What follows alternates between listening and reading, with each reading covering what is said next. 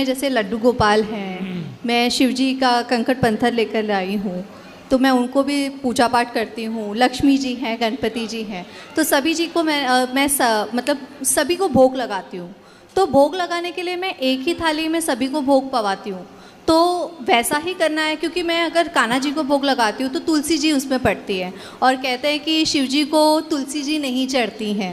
ऐसा है कि जब आप भगवान कृष्ण को, कान्हा जी को, भगवान नारायण को भोग लगाते हैं, तो वह भोग लगाने के बाद जो प्रसादी बची, तो वह प्रसादी शंकर जी ग्रहण करते हैं। अच्छा। तो वो एक थाली जब भगवान शालिग्राम जी, भगवान नारायण को लग गई जी। तो फिर वो सबको लग गई। अच्छा। अलग से किसी को लगाने की जरूरत, शंकर जी वही प्रसाद पाते हैं। अच्छा, तो सबको अलग से लगाने की ज़रूरत नहीं है ना अब, तो इसीलिए मैं वही क्वेश्चन था। और दूसरा सवाल मेरा ये है कि अभी जैसे कि मैं इनको लेकर आई हूँ, तो शिव जी की भी बहुत बड़ी भक्त हूँ मैं, लाला की तो हुई, शिव जी की भी हूँ। तो शिव जी मेरे वहाँ पे घर पे अकेले हैं, हम 3 जन ही हैं, मैं, मेरी पुत्री और मेरे हस्बैंड, हम 3 जन ही रहते हैं। तो वहाँ पे घर पे मैंने लॉक लगा करके आई हूँ, बट मेरा मन बहुत विचलित है नहीं, कोई बात नहीं, ठीक कि है। लक्ष्मी माता, गणेश जी हैं, मैं उनको कुछ दे नहीं पा रही हूँ, हम 1 हफ्ते से वृंदावन में हैं। तो कोई बात नहीं, भगवान देखो आपके भाव में होते हैं जी। भगवान कभी कैद नहीं होते कि आपको लगा कि ताला लगा दिए तो भगवान कैद हो गए। भगवान को कभी बंधन नहीं होता, भगवान जहाँ भाव से पुकारो वहाँ होते हैं जी। ठीक है, जब आप यहाँ हैं तो भगवान यहाँ हैं, जब आप घर पे हैं तो भगवान घर पे हैं जी, ऐसा भाव रखना चाहिए। जी जी। और एक और चीज़ है, माफ़ी, बट आपने एक कथा में कहा था, जो मैं सुनती हूँ आपकी कथाएं हमेशा, तो एक रील पे आपने कहा था कि जब भी आपकी सास हो या ननद हो, तो अगर आपका घर है, आप जब एक बार शादी करके आती हैं तो वहीं पे रहा करो, कुछ भी हो जाए, भले ही कुछ भी हो जाए, कितना भी परेशानी झेलो, लेकिन आप वहीं पे रहो, उनके छाती पे मूंग दलो, जैसा कि आपने कहा था। तो मेरे केस में पूरा ही अलग हो गया है महाराज जी, मतलब मैं वहाँ पे रह के भी ऐसा लग रहा था कि मैं नहीं हूँ, मेरी कोई कह सकते कि कोई बातें नहीं सुनना, या उनके हिसाब से सारी चीज़ें होती है, जो मेरी ननद कह देती है वही चीज़ें वो मेरी माता जी करती है, मेरी सास करती हैं। तो उस केस में मुझे क्या करना चाहिए? मैं बहुत ही उस चीज़ को लेकर परेशान। ननद की अभी तक शादी नहीं हुई? जी नहीं महाराज जी, वो भी मेरे सेम एज की ही है। फटाफट उसकी शादी कराओ। वो कर ही नहीं रही है ना महाराज जी, वही तो दिक्कत है। तो वो साधु बनाओ, फिर भेजो वृंदावन। जाओ सन्यास लो, घर में काहे खकल रही हो सबको। मैंने इस चीज़ में मैं कुछ नहीं कह पाती हूँ, क्योंकि मुझे डर लगता है कि अगर मैंने कुछ कहा तो वो मुझे ही चढ़ बैठेगी मुझ पे। नहीं, आप कहना भी मत, लेकिन उनकी जल्दी से जल्दी लड़का बढ़िया देख के शादी ब्याह कराओ, विदा करो, समय से लड़की विदा हो जाए तो बढ़िया है। आप ही उनको कुछ कह दीजिए कि कुछ ऐसा हो जाए, क्योंकि उनको तो काफ़ी फोटोज, मैं तो बात नहीं करती उनसे, लेकिन क्यों? खट्टी चल रही है।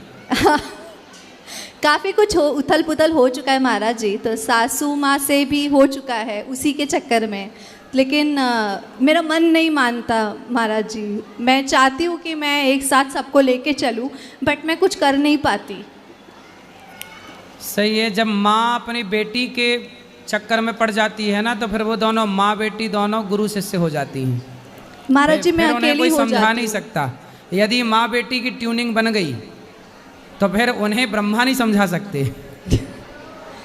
है ना, जैसे आज एक बेटी अपनी माँ को यहाँ छोड़ के भाग गई हमारे पास वृद्धाश्रम में, तो बेटियाँ यदि अपने, अब जैसे उसकी शादी भी हो जाएगी ना जी, तो पति के संग में नहीं रह पाएगी अच्छे से जी, क्योंकि वो जहाँ माँ और बेटी की ट्यूनिंग बैठी, फिर वहाँ वो 2 परिवार बिगड़ते ही बिगड़ते हैं। अभी एक्चुअली वो कमा रही है ना महाराज जी, तो उन्हें ऐसा लगता है कि मेरी बेटी कमा रही है तो वो मेरा घर देख लेगी। अच्छा, तो इसलिए माँ शादी नहीं कर रही है? नहीं कर शादी करेंगी तो पैसा चला जाएगा। और वो रुकती भी है ना महाराज जी, उनको फोटो दिखाया जाता है, बट वो सारे लड़कों को मना कर देती है, सारे लड़कों को कई फोटोज दिखाए गए हैं मेरे रिश्तेदारों में, लेकिन वो पसंद ही नहीं करती किसी को। अच्छा है वो लड़के बच ही रहे बेचारी से, भला है उन लड़कों का। बच गए। तो उस केस में क्या करना चाहिए महाराज जी? बस बचने दो, लड़कों को ना मारो ना मरवाओ। तो मैं अभी जीने वहाँ दो। से अलग रहती हूँ महाराज जी, हाँ आप क्योंकि- अलग ही रहो बिल्कुल। क्योंकि बहुत दिक्कत हो गई थी महाराज जी इस वजह से। तो मैंने कुछ गलत तो नहीं किया, क्योंकि नहीं मैं अलग काफ़ी- रहो। तो आपकी सास आपसे बात नहीं करती? नहीं महाराज जी, यहाँ आने से पहले, वृंदावन से आने से पहले मेरी बेटी एडमिट हो गई थी। हाँ। काफ़ी उसे इन्फेक्शन हो गया था ब्लड में, तो जिस वजह से हमने उसको एडमिट किया था। तो उस समय में वो आई थी, वो जो भी जेवरात चढ़ाए थे शादी के समय, वो सारी चीज़ें उन्होंने मांग ली महाराज जी। अच्छा, मांग के चली गई? हाँ जी। तो आपने दे दिया? हाँ मैंने दे दिया, क्योंकि मैं ये नहीं चाहती, मेरे पतिदेव ने कहा कि हमें किसी की बद्दुआ नहीं लेनी है। सही है दे दो। तो माँ लेके माँ आई थी कि ननंद आई थी? माँ ने मांगा था। तो कितने काफी आपके पति कितने भाई हैं? 2 भाई हैं महाराज तो जी। उनके पास एक भाई रहते हैं माँ के नहीं, हम ही रहते थे महाराज जी उनके साथ। पास? तो दोनों भाई अलग, केवल माँ बेटी रहती हैं? जी, और उनके हस्बैंड मेरे ससुर जी। अच्छा, देखो ये होता है, स्त्रियां अपनी बेटी के पक्ष में अपने बेटों से बिगाड़ लेती है। बहुत सारा केस है ये, एक पहला ऐसा नहीं है। माँ को आजकल बेटे अच्छे नहीं लगते, बेटियां अच्छी लगती हैं। और बेटे बाहर कर देती हैं माएँ, बेटियों को घर में घुसा के रखती हैं। और सुनो, और बेटी भी अकेली चाहिए, दामाद को भी बाहर करा देती है, तलाक वलाक करा के, चल बाहर। केवल बेटी।